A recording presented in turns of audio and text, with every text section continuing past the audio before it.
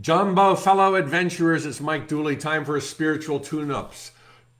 A spiritual tune-up. This is where I take your questions, generally of a metaphysical nature. Metaphysics is the philosophy that belies all physical sciences, explaining who we are, how we got here.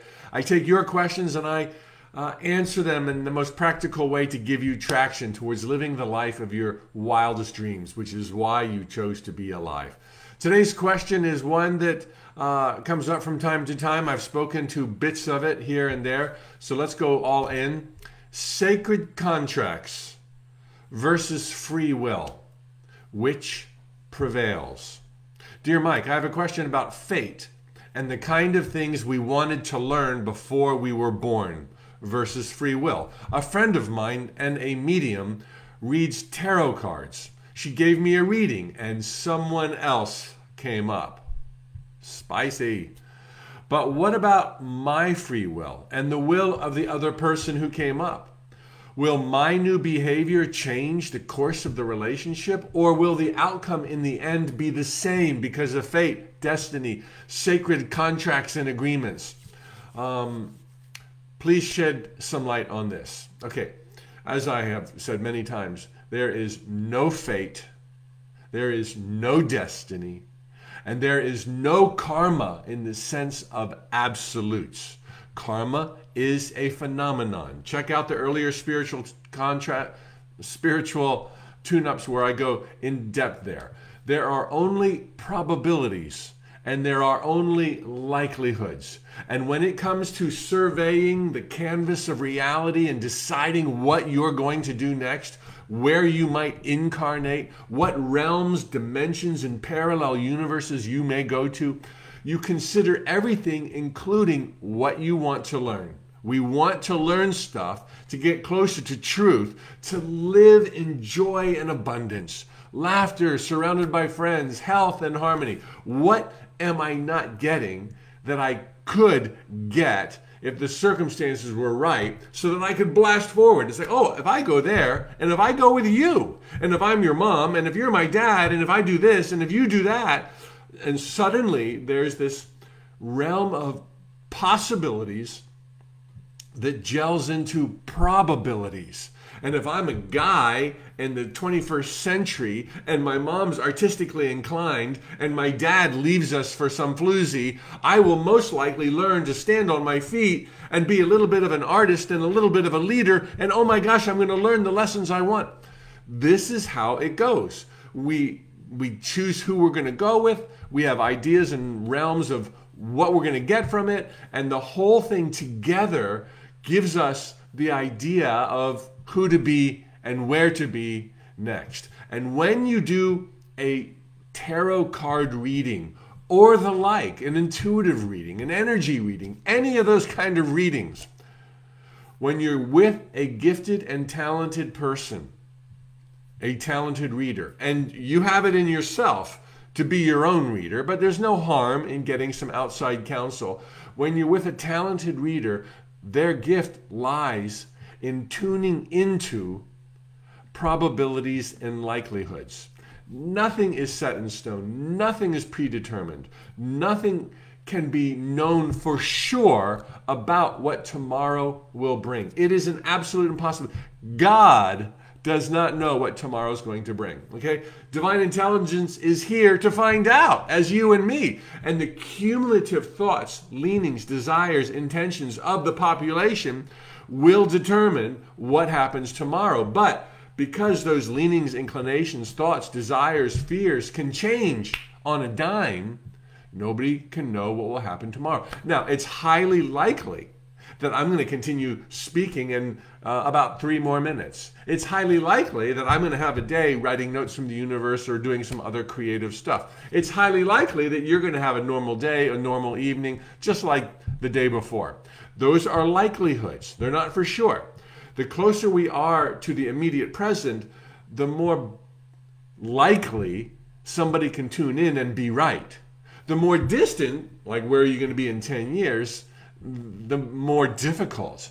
But what's important here is to realize nothing is set in stone. You are totally free. and you can change your mind. And while you might have said, hey, let's go and be best friends in this next lifetime, you be the leader, I'll be the follower, or vice versa. Either one of you can change your mind on the fly. Nobody's bound, nobody's obligated. Everyone wants total carte blanche to figure out their life. And so, if midway through a journey, you're like, I don't want to do this anymore. I want to go over there. I want to love somebody different. You're allowed to. You're allowed. Now, you want to make those choices in accordance with love in your heart for those your decision will affect. And you want other people to do the same thing. But not destiny, not karma, not ancient spiritual contracts. We rewrite those every day based on changing our thoughts, changing our minds, new intentions, new dreams, greater understanding of reality. Time to go to another orbit. Time to get off that wheel. You're free from karma as soon as you understand the truths you were missing that led you down those paths. So total freedom. Now, what you want to do, and your question goes there, can a reading change your life? Can it undo all that other stuff? Oh, absolutely, because your thoughts become things. And if you go to a reading where somebody tells you, in the month of August, avoid tall, bald men, that's going to change your entire life if you follow that advice. Is it good advice? It depends on your underlying beliefs, intentions, desires. I would never recommend going to a psychic, and I've shared this many times before in these tune-ups, who tells you what to do and what not to do. That's the mark of an immature psychic, a young soul psychic. They'll tell you what to do. How can they possibly know all of the elements in your life, your past life, your intentions for this lifetime? They can't. Okay? But if you go to a talented psychic, they will always inform you of the adventures that may lie ahead so that you can make your own decisions. And they would never dream of telling you what to do. I can't not mention my dear friend Tracy Farquhar. She wrote a book with me, co-wrote a book with me. She's a talented psychic medium.